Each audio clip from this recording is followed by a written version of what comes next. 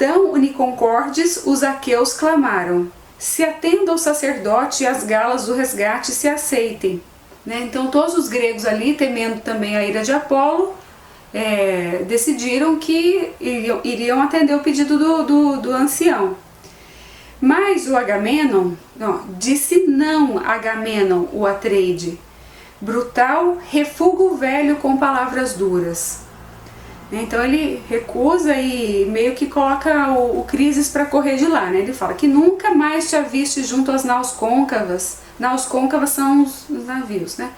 Agora demorando ou de volta mais tarde. Inúteis o teu cetro e esses nastros divinos. Nunca a libertarei até que fique velha em Argos. Argos é uma cidade lá da Grécia. No meu passo longe da pátria, nos trabalhos do tear, ou servindo-me ao leito. Então eu disse no vídeo que eu fiz anterior, né, desse livro aqui, ó, o Incêndio de Troia, quando eu fiz o vídeo desse livro, eu falei que as mulheres, né, na Ilíada quase não tem uma participação assim muito efetiva, né, que elas passam todo o tempo nos aposentos e no trabalho de tear, né, e aquele já logo de cara fala isso, que ele fala que não vai não vai devolver a Criseide, que vai levar ela com ele para a Grécia e que ela vai ficar só no trabalho de tear e vai servi-lo ao leito, né? Foge da minha ira, vai-te, põe-te a salvo. Findou a fala e o ancião retrocedeu medroso, mudo, ao longo do mar de poliço nas ondas. Então aqui ele expulsa o Crises também fica com receio, né, da reação dele e volta então pro templo dele lá, o templo de Apolo, onde ele morava. Depois, já muito longe, ao senhorio de Apolo orou, ao filho de Latona, né, belas tranças. Aí novamente o elogio que faz ao se referir ao rei, né? E novamente fala do filho de Latona, que é a mãe do Apolo. Aí ele falando com Apolo: ouve-me, Arco Genteu, protetor de Crisa e de Sila Sagrada, Esminteu, rei de Tênedos. Realmente eu não sei nada do que é isso aqui não, mas ainda só foi fazendo elogio ao Apolo. Se o templo que te ergui merece teu favor, se coxas gordurosas te queimei de touros e de gordas ovelhas, cumpre meu desejo. Aqui essas coxas gordurosas é porque eles, cada vez que eles achavam que um deus estava chateado com eles ali, né, então eles ofereciam em sacrifício animais, né, isso aqui eles faziam um churrasco, tá, mas eles ofereciam em sacrifício então um touro, uma ovelha, um animal como esse, e para que esse deus, então, para quem eles estavam prestando essa homenagem, ficasse novamente feliz com eles e os favorecesse, né?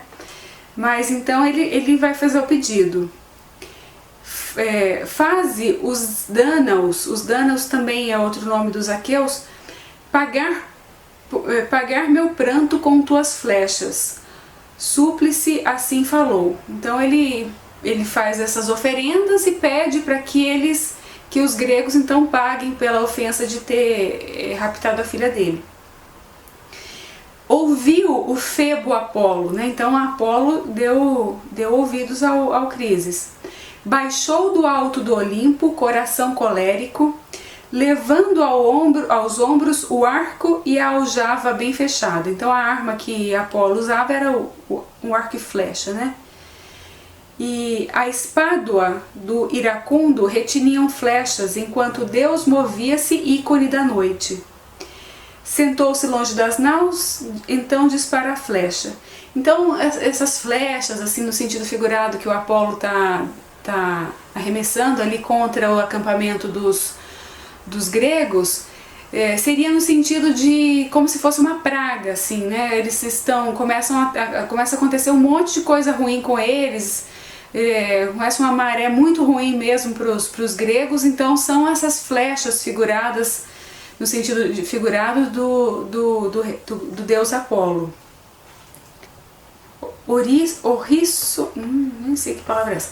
Orriço no clangor e rompe no arco argenteu, fere os mulos, depois rápida prata os cães, então mira nos homens, setas pontiagudas, lançando, e ardem sem pausa densas piras fúnebres.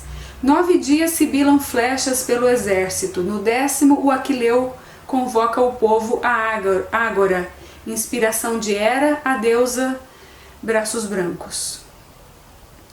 Aflita ao contemplar os danos que morriam.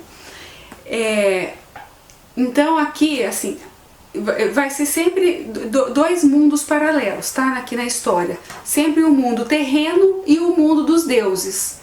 E esses dois mundos se misturando o tempo inteiro. Mas nossa, é muito interessante, muito legal. Que parece que lá no campo, no mundo dos deuses, é como se fosse assim uma família mesmo brigando e tem os mesmos conflitos de esposa, de marido, de filhos e de rebeldia e de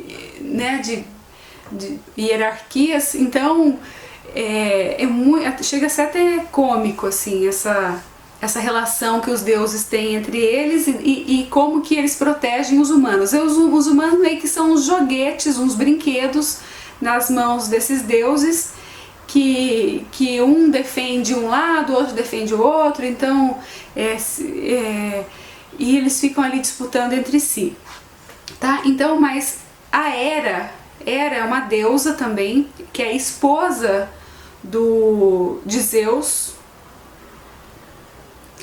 e ela é partidária dos gregos, né, digamos assim. Zeus, por sua vez, né, ele puxa uma sardinha para os troianos. Então, até o final mesmo, assim, ele vai sempre proteger os troianos, a cidade de Troia. E a Hera, vocês vão ver aqui também que tem uma outra deusa, a Palatena. Ela também é ao lado da Hera, que é filha de Zeus, inclusive, não com a Hera, com uma outra deusa. Mas as duas ficam protegendo os gregos.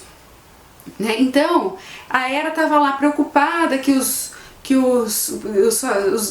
gregos estavam morrendo, né, por causa da ira de Apolo. Já tinha passado 9 dias que só desgraça acontecendo ali no acampamento deles.